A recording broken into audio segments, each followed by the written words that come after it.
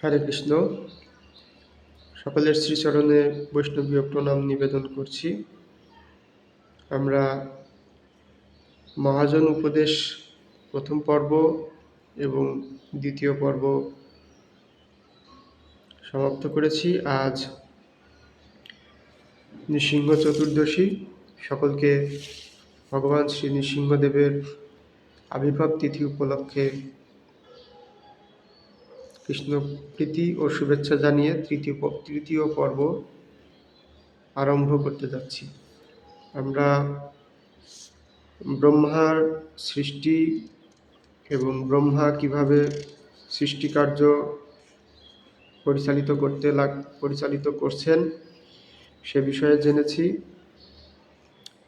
এখন আমরা আজ ব্রহ্মার বিভিন্ন গুণাবলী এবং তিনি যে উপদেশ দিয়েছেন সেগুলো আমরা জানব। চলুন শুরু করি।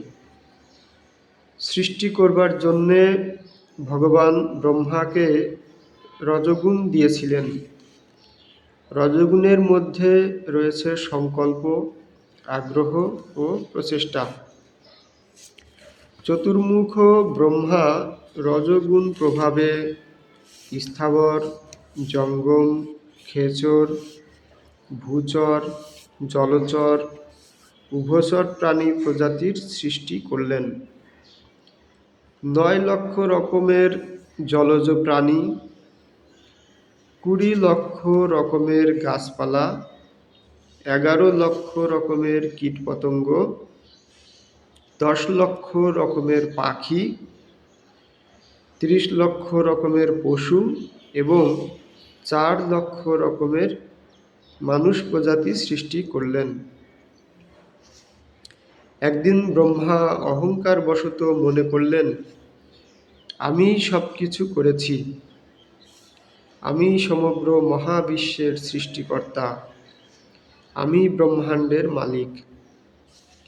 শ্রীমদ্ ভাগবতে বর্ণিত আছে, দ্বারকাতে শ্রীকৃষ্ণ শ্রী ব্রহ্মাকে আহ্বান করলেন।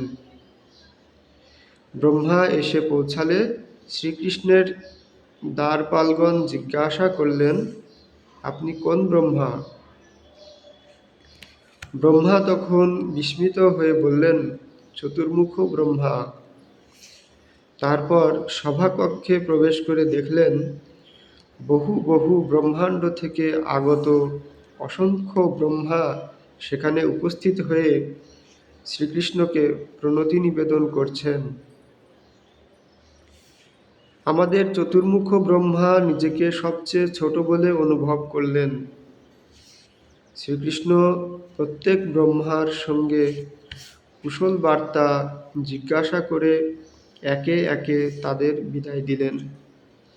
তখন চতুর্মুখ ব্রহ্মার বিষণ্ণ মুখ দর্শন করে শ্রীকৃষ্ণ বললেন, হে ব্রহ্মা, বলুন আপনার কি অভিপ্রায়?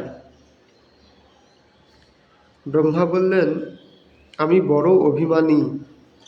আমি মনে করেছি আমি সবচেয়ে শ্রেষ্ঠ ব্যক্তি, কিন্তু সেই মোহ আমার দূর হয়েছে। আমার চেয়েও অসংখ্য কোটি শ্রেষ্ঠ ব্যক্তি রয়েছেন, তা আমি এখন বুঝতে পারলাম। আমার এই 14 ভুবন বিশিষ্ট ব্রহ্মাণ্ড ছাড়া আরও অনন্ত কোটি ব্রহ্মাণ্ড রয়েছে। এবার আমার সেই বুদ্ধি জন্মেছে। হে ভগবান, এখন আমি বুঝেছি যে আমি সবার চেয়ে ক্ষুদ্র। আমার চিন্তাধারা অতি তুচ্ছ। আপনি দয়া করে আমার সমস্ত অভিমান ও অহংকার দূর করুন এবং আমাকে আপনার চরণে শুদ্ধ ভক্তি প্রদান করুন। ভগবান শ্রীকৃষ্ণ বললেন, হে ব্রহ্মা, অভিমান অহংকার যাতে না হয় সেজন্য এখানে আপনাকে আহ্বান করেছি। এখন আপনার মঙ্গল হোক। তারপর ব্রহ্মা শ্রীকৃষ্ণকে প্রণতি নিবেদন করে আপন স্থান সত্যলোকে গমন করলেন। একসময় নারদ মুনি মন্দাকিনীর তটে তপস্যা করছিলেন, কিন্তু তিনি দৈববাণী শুনতে পেলেন,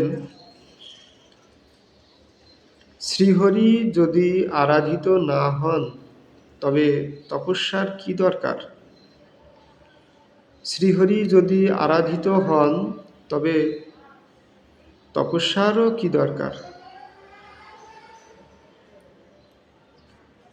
আমি আবার বলছি, একসময় নারদ মুনি মন্দাকিনীর তটে তপস্যা করছিলেন, কিন্তু তিনি দৈববাণী শুনতে পেলেন, শ্রীহরি যদি আরাধিত না হন তবে তপস্যার কি দরকার?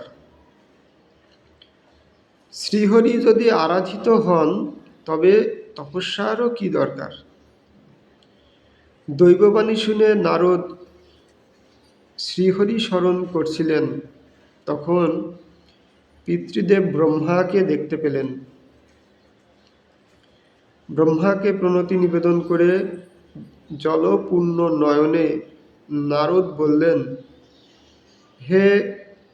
বললেন, এই দৈববাণীর অর্থ কি?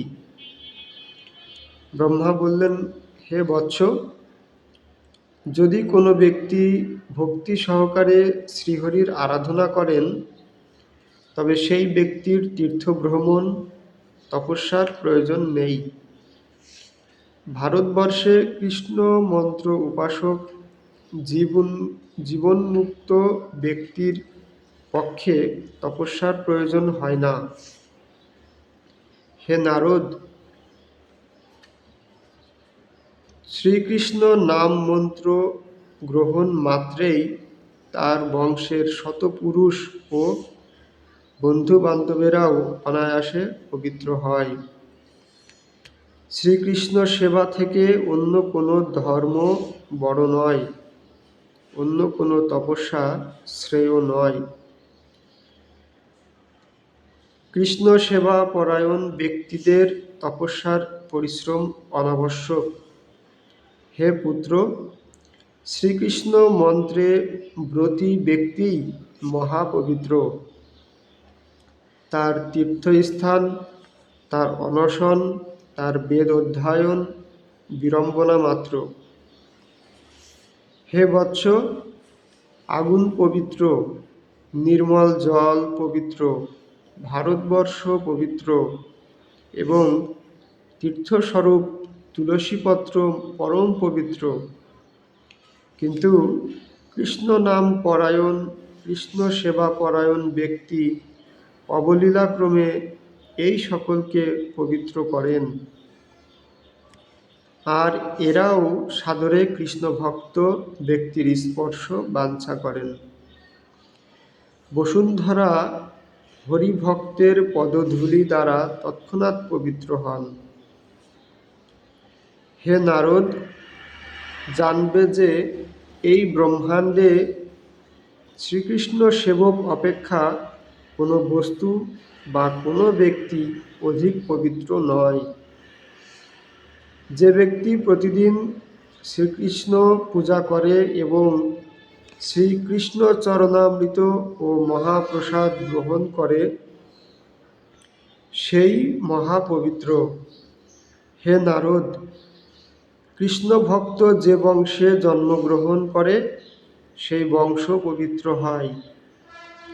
জগতে যে ব্যক্তি কৃষ্ণ ভজনা করে না, তার তপস্যা, তার কর্মপ্রচেষ্টা, তার পরিশ্রম বৃথা।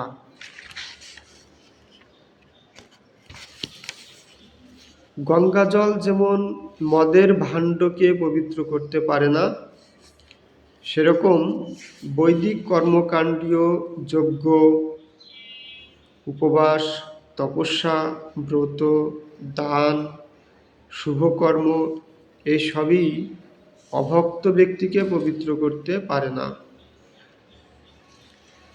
শ্রীকৃষ্ণের যে ভক্তিপরায়ণ নয়, সেই ব্যক্তি যদি তীর্থে স্নান করতে যায় তবে তীর্থ বিচলিত হন। বসুন্ধরা অভক্তের ভারে দুঃখে কম্পিত হয়ে থাকেন। হে বৎস, শ্রীকৃষ্ণের কথাই বেদশাস্ত্রের সারবস্তু। যে মহাত্মা স্বপ্নে ও জাগরণে শ্রীকৃষ্ণের চিন্তা করেন, তিনি নিষ্পাপ হয়ে জগৎকে পবিত্র করেন। ভগবানের সুদর্শন চক্র সেই মহাত্মাকে সুরক্ষিত করেন। শ্রীকৃষ্ণের নিরন্তর স্মরণকারী ভক্ত অপেক্ষা আত্মা, প্রাণ, দেহ, লক্ষ্মী, সরস্বতী, আমি, শিব তার কাছে কিছুই প্রিয় নয়। পরম প্রভু শ্রীকৃষ্ণ হচ্ছেন ভক্তগত প্রাণ এবং ভক্তগণ হচ্ছেন কৃষ্ণগত প্রাণ।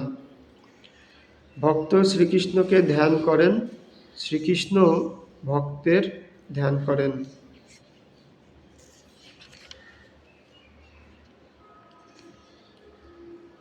আজ এখানে বিশ্রাম রাখছি। আগামী পর্বে আমরা আরও জানব যে নারদ মুনিকে শ্রী ব্রহ্মা কি কি উপদেশ দিচ্ছেন এবং এই উপদেশসমূহ শ্রবণ করার পর নারদ মুনি কি করলেন। সকলকে আবারও কৃষ্ণ প্রীতি ও শুভেচ্ছা জানাচ্ছি, প্রণাম নিবেদন করছি আপনাদের শ্রীচরণে। আজ এখানে তৃতীয় পর্ব বিশ্রাম রাখছি। হরে কৃষ্ণ।